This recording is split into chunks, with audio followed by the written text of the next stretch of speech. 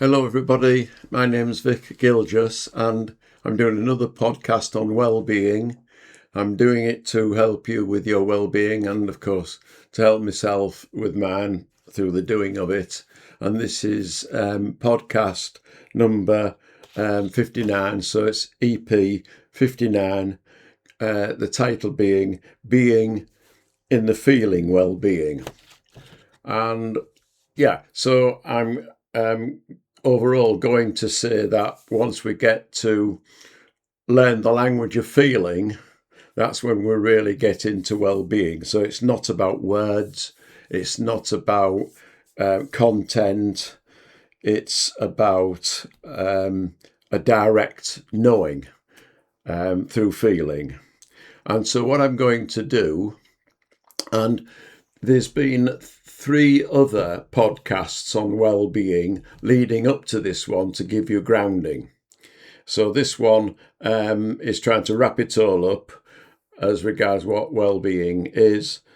So you should have the basis now, the foundation, to really get to be with your well-being through what I've done, hopefully. So I will go through different aspects that I want to talk about. And the first one is why we have ups and downs. The reason that we have ups and downs is because we're all built the same. Sydney Banks talked about the 3 principles of mind, consciousness and thought.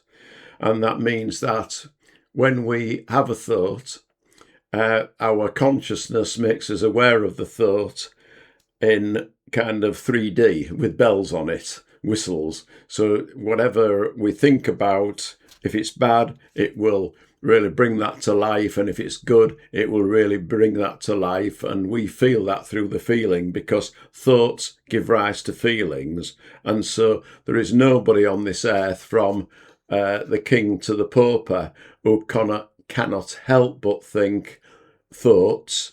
And in doing so, those thoughts can either hurt us, upset us, or those thoughts can make us joyful. We have the choice, but we cannot but stop thoughts coming into our mind because that's the system, that's how we're built. It's how we react to those thoughts that is the secret. So Sydney Banks talked about the great illusion in one of his videos, and meaning to say that our thoughts are what we think is reality, but we do live in a thought-created reality, meaning that our experience of life doesn't come directly. Our experience of life cannot come directly from life itself. It comes through our thinking about life. So it's not to say that so I'm responsible for my upsetness or my happiness. Well, you cannot help but think about happiness or upsetness because thoughts come into our head. But where we have the choice, where we have the control, is that we can notice when we're either happy or sad and react accordingly. And the system is so designed to tell us that when we are sad, because we're having sad thoughts through the feeling, that we're really in wrong-mindedness, and to stop going in that particular direction, we have the choice to stop. Now, what strikes me here is the words of St. Francis of Assisi. So I'll just read. This is to do with choice. And the prayer of St. Francis of Assisi says, "Lord, make me an instrument of your peace. Where there is hatred, let me sow love. Where there is injury, pardon. Where there is doubt, faith. Where there is despair, hope. Where there is darkness, light. And where there is sadness, joy." So that's brilliantly sums up what we can do. We have the choice to change from upsetness to joy. That is in our remit to do. And we are built to know that when we are in wrong thinking. That's why the system is brilliant, and therefore that's a signal to just take that advice of St. Francis there. While we have ups and downs as well, was noted a long while ago by Wayne Dyer, and I've mentioned this before, is that it is natural for us to go up and down with our levels of happiness. And he reminded us that when we are going down in our moods, that it cannot help but naturally go back up. Our system is built like the rudder of a ship to bring us back into equilibrium. But why do we suffer? We suffer because of the ego. Our ego takes us on wild goose chases. So our mind says, I don't like this. And using all our learning, our upbringing, our ways of going about things, we try to, our mind tries to put this right by doing what it always does when we are upset. So if something's wrong, it tries to put it right in the way in which we usually do it. And the thing is, if we're stuck on things going wrong, so we're kind of a person who watches all the time for stuff, then our antennae on things like worry, grievances, jealousies, what they said, what should have happened, what shouldn't have happened, then that is developing stronger our ability to always notice what's going wrong. And it would seem that that's a gift. Oh yeah, we need to know what's going wrong. We need to kind of be on the alert. But in actual fact, all that does is tire us out and give us our mind, because it always does the same thing that it's always done from what we know to put things right. There is another system in place, which is basically that we are innately okay and that we have an intelligence that is our life's intelligence, which will steer us in the right direction. So that's why we suffer, because basically we follow the mind's dictates on this. So another thing I will look into is falling back into love with life. And if we look at the universe, the planets, the stars, us, and all the rest of it, if we look at them in a bad way, then we will always see it reflected back into life. And that always reminds me of the story of the dog with the hole of the 1,000 mirrors. And the dog goes into this hole and he sees 1,000 pictures reflected back to him, and he barks at them and they all bark back. And that's life. If we reflect to life misery and upsetness and angriness, it gets reflected back to us. So we see this at the moment with the President of the United States. He's doing this warlike, and what do you get back? You get warlike back. And really, if we wanted to have a Nobel Peace Prize, then all those billions of dollars could be put to opening libraries, building swimming pools, gymnasiums, coffee centres, more universities, better hospitals, and certainly that would win anybody a Peace Prize. So that's why Marianne Williamson wrote a book called Return to Love. We need to return back to love, because when we put our mind on loving things, kindness, empathy, caring, loving, then that is what we will get reflected back to us. So why, another little heading I'm looking at is why life doesn't go our way. Well, there are 8.3 billion people on this planet, and we kind of all built the same. And I saw a film the other day called Obsession. It was a horror film, and it was that horrific. It was in parts funny, and It was called Obsession because this young man was obsessed with a girl, and in order to get her love, which he wanted, and she didn't love him, he put her under a spell that she became obsessed with him, and she did, and in turn, it wreaked havoc. And basically, you're talking there about the situation where a lot of us get obsessed with things that matter to us, and striving and exerting energy and getting upset if we don't get it in the way that we want it, and our obsession with things of foam are not going to get us very far, because things of foam always change. Even if we get what we want, it changes, we change. That does not work. So any form of obsession which is to do with the life is just a block.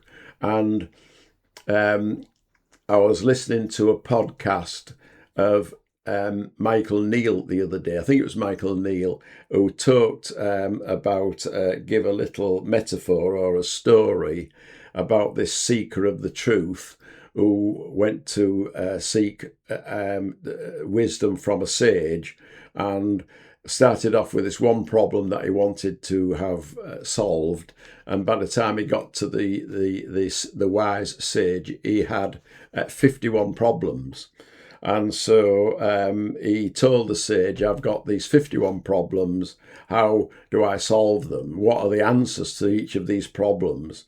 And the sage didn't need to reflect a lot, and said, well, your 51 problems, really, you're not. You've got 52 problems.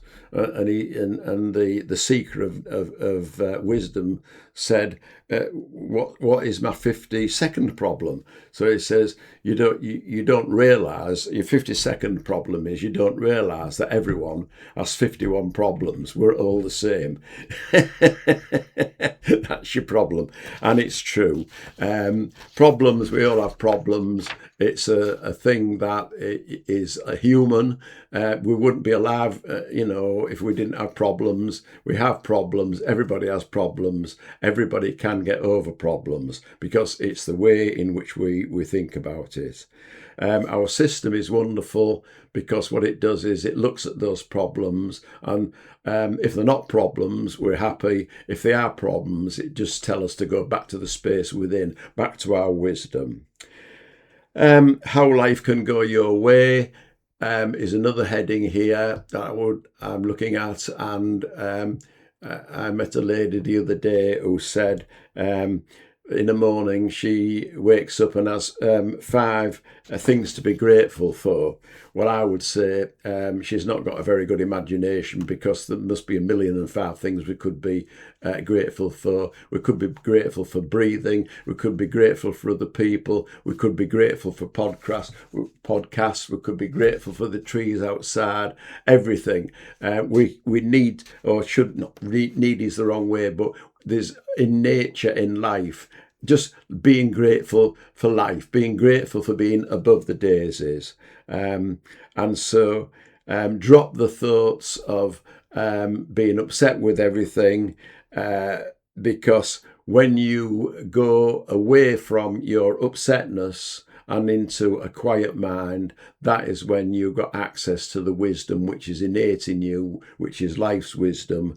And the feelings that you get from that, a good feeling, a right feeling, brings with it wisdom. So it tells you what to do, it guides you. And so how you can be happier. Well, I talked about this earlier, my consumption of books and going on courses and happiness modalities. Great. They give you a grounding in what happiness is, but in essence, we don't have to go very far, because we have an inbuilt factory system which is there all the time, which is a happiness factory. So when we go looking outside for happiness, the reason why it doesn't always fulfill us is because it's an outside thing, and that cannot do it. The happiness that we've got is already within us, but we're always looking outside. That's why the three principles is called the inside out philosophy, because happiness is there on the inside. And when you're happy, you make better decisions about life and you are guided through life, and therefore happiness comes. So striving for happiness doesn't bring happiness, it just brings you striving. The fact that we already are happy and notice that happiness, that's what brings results. Why things have got a lot worse is another thing I'd like to consider, is that in my mother's day, she spent all day Monday washing with her mother. My dad drove all day and was knackered when he got in at night time. They did not have time to worry, really. They just had time to get on with it. They didn't have much money, so there was no ruination much through booze, and drugs wasn't around then. And that's the thing, is that nowadays we've got, with the media, all the you should do this, you should look like that, have you got this, have you got that? So everything's designed to make us want, and that can cause a spiral of low self-esteem. And I've noticed that what I would call the chattering classes, just talking.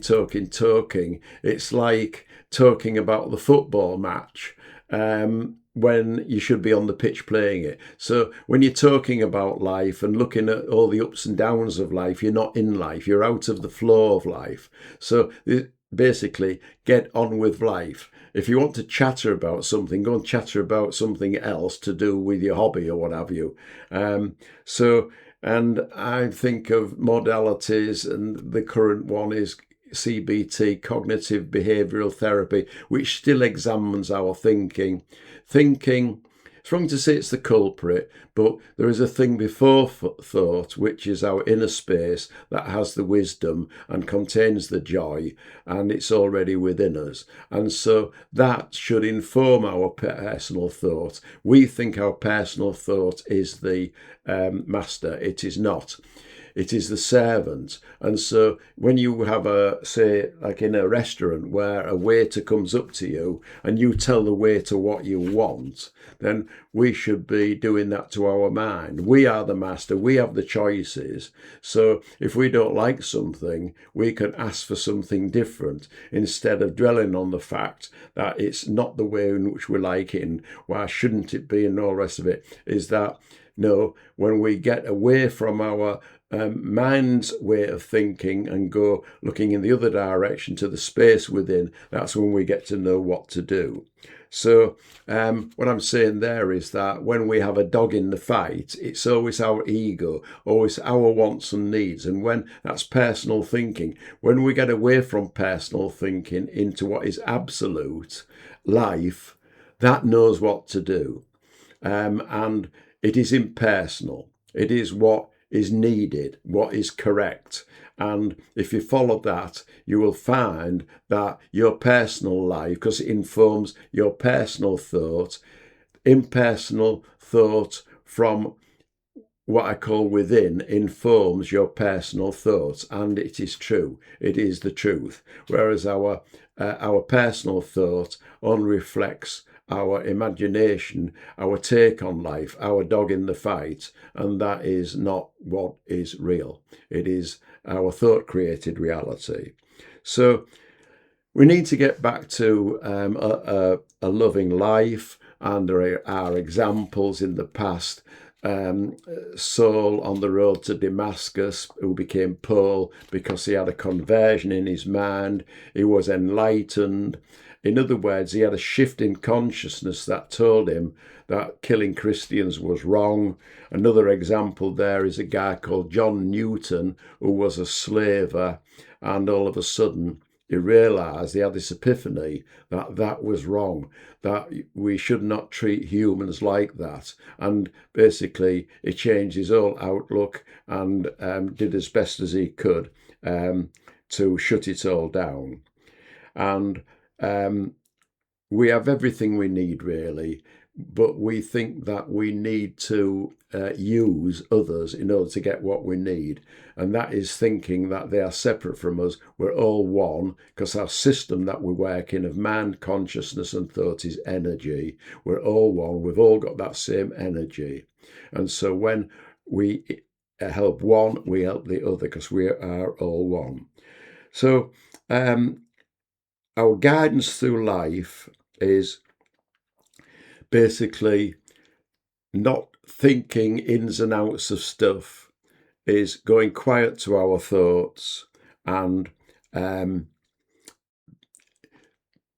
I say not thinking about it, it is not thinking about all the bad stuff, which we often dwell on because we get jealous, we get hatred, we get needs where others suffer and all the rest of it. So that is like conversing and going along with our personal needs, our personal hatreds, our personal biases, in other words, our prejudices, our upsetness and all the rest of it.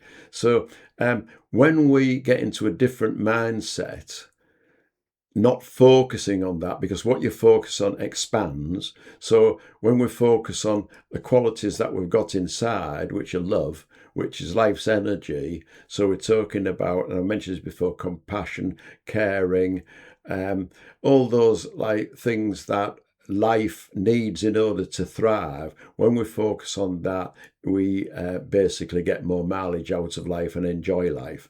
And somebody pointed out this, I don't know, is that Jesus did not speak to the devil. Well, he probably said, "Get behind me, Satan." But I think that's a good metaphor, that Jesus would not converse with the devil. And so, you know, when we look at life, we can often, again, going back to the devil, drink with the devil, because I've done this in my life where you've needed to do something which you know is wrong in order to get what you want. And my father used to say to me, "Look, don't do that. Two wrongs don't make a right." We are naturally born to be okay. There is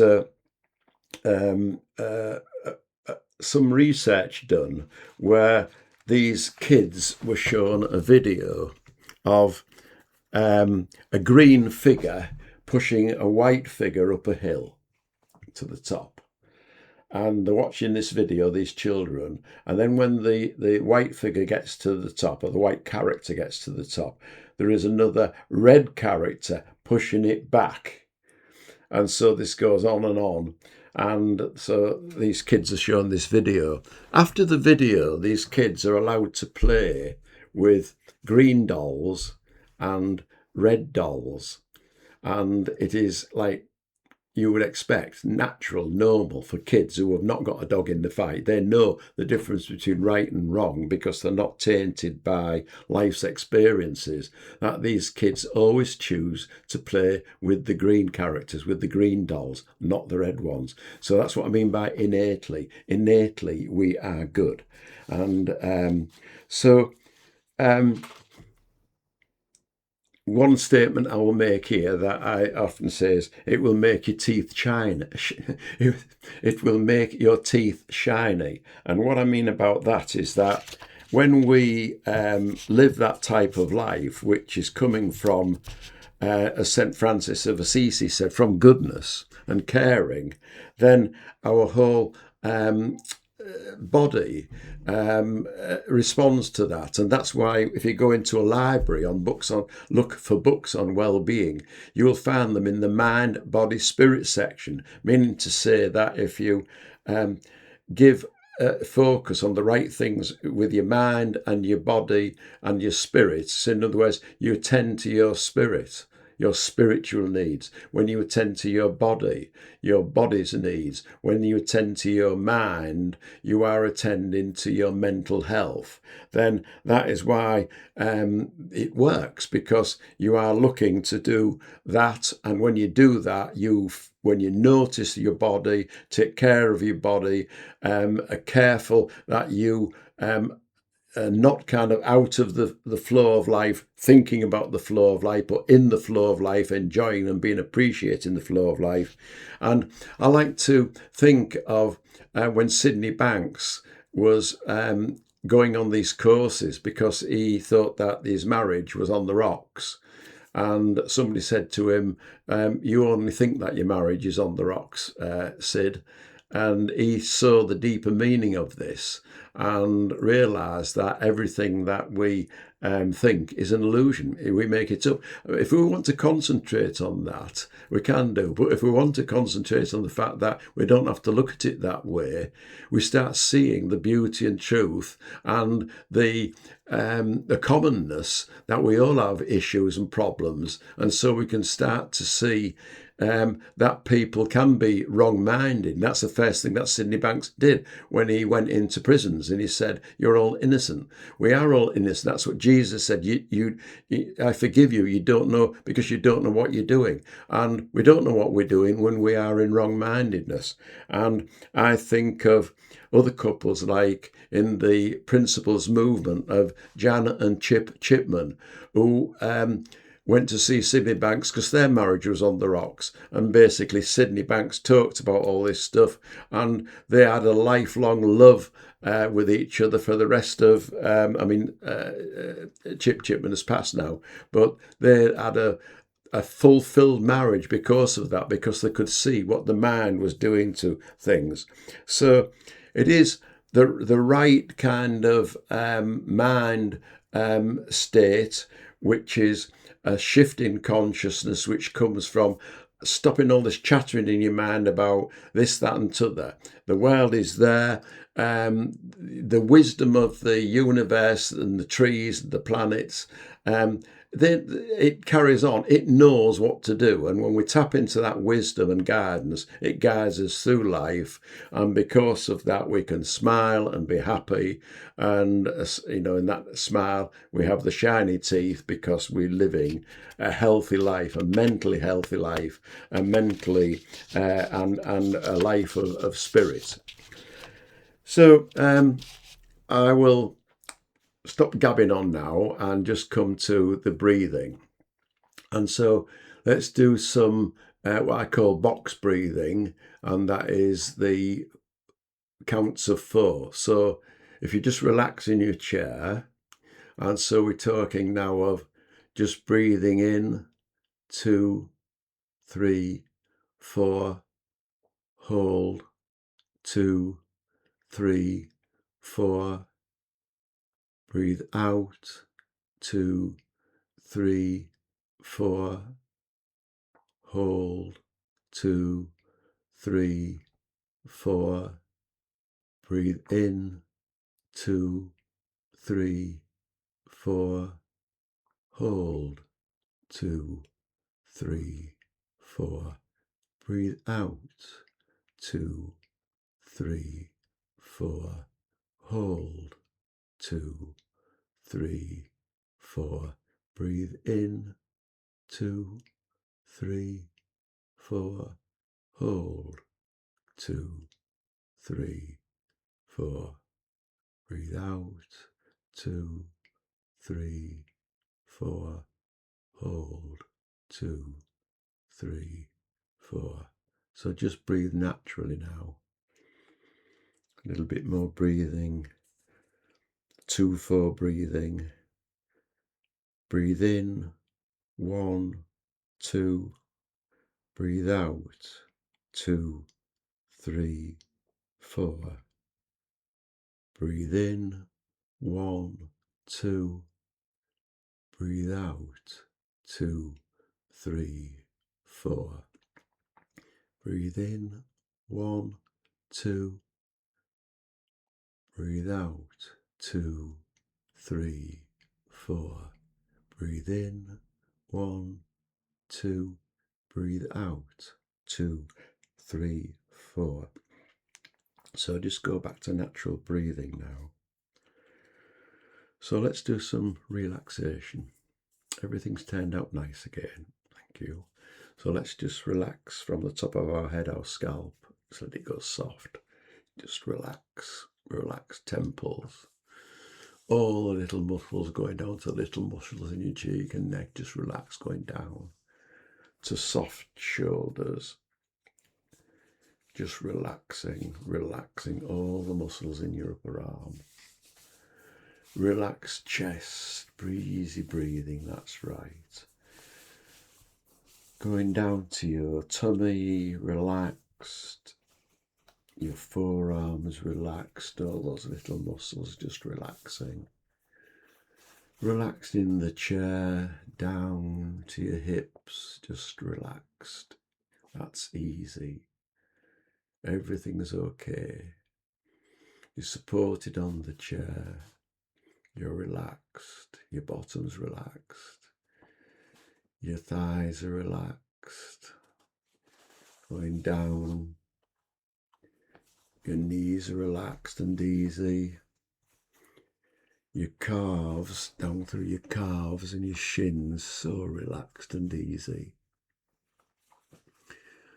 All the little muscles in your ankle, down, relaxed. Down to your feet, so relaxed, right down to the tips of your toes, so relaxed and easy. So I've just done a full body scan, so relaxed, just feeling okay. So what I've talked about there is getting out of the talk and the chatter around well-being to where well-being really comes from, and that is the feeling that you get with life. So when you've got a relaxed mind and you've not got a dog in the fight because you've kind of see the futility of that it never works out anyway that way, because you're not in the flow of life. You're in a particular aspect of life, which is a wanting aspect, and you never get through wanting because you're needy. You're coming from a wrong perspective. You're coming from a weakness when you're feeling of lack, because you're wrong-minded, because you've got everything that you need. It's there. It's got intelligence. It's got guidance. And when you know that that works,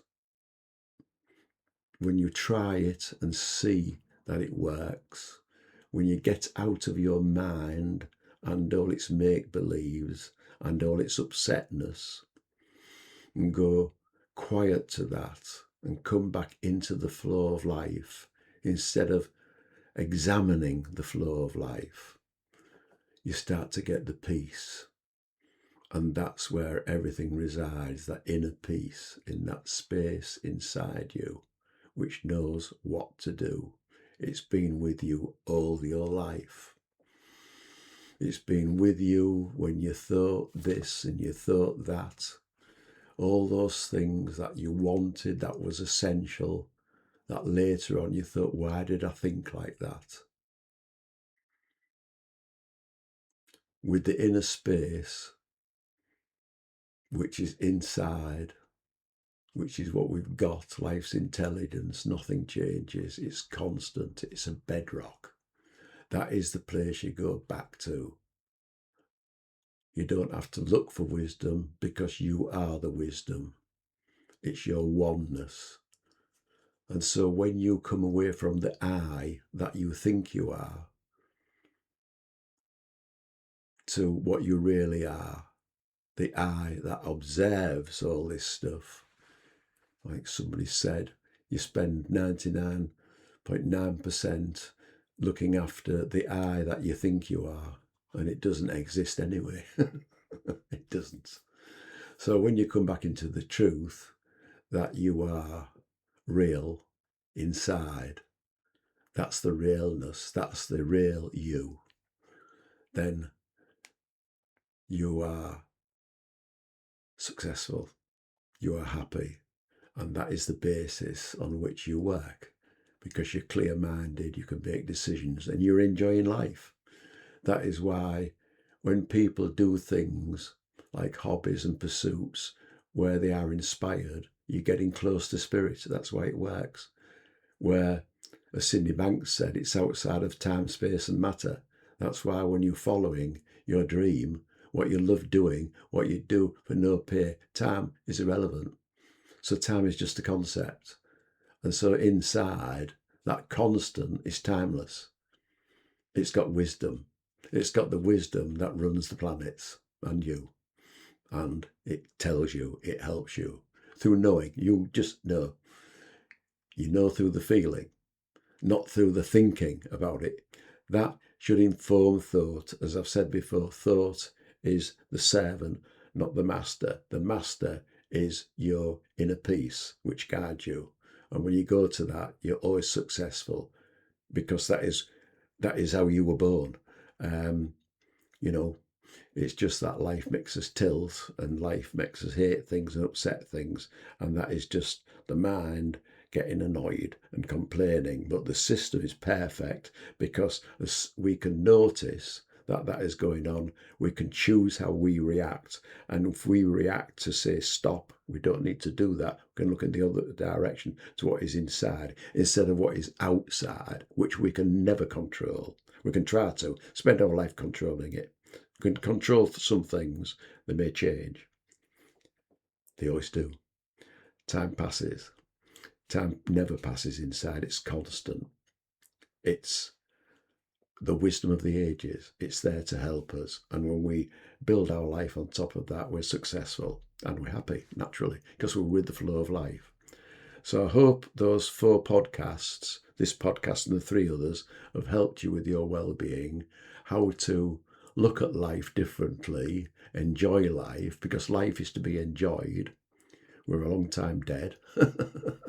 It's always been there, like children, and that's what Jesus said. As innocent as children, they're not bothered about this being right or that being that way. They just, as soon as they get upset, they get over it. They want to build things just to knock them down. We want to build things for eternity, and everything of form perishes. But what is formless, which is what we've got inside, can never perish. It's always there. It's there with us all the time. It looks after us, and when we trust its guidance, we can see it working. That is, as I say, when we take our mind away, like the prayer of St. Francis, when we take our mind away from all the little things, and get off all this wrangling, what's in the media, what's on the newspaper. Yes, we need to be informed and all the rest of it. But if we want to, the mind knows shit about life. It tells you how to plan a holiday, or how to bake a cake and all the rest of it. But it doesn't know anything about well-being, because it can't. It doesn't know what is in the now. It's always worrying about the past, worrying about the future. It can never be in the now, because it doesn't know the now. We know the now. Our real self knows the now, and it's within. And when we work from that, we are in the now, always powerful, always appreciating life, because life is there and life has got our back, and life is to be enjoyed, and it can be. So be with your well-being, not with what you think gets you your well-being, because you're going to be misled. So I hope that's been helpful. Thank you for watching. Thank you for listening, and take care. I'll see you again, hopefully.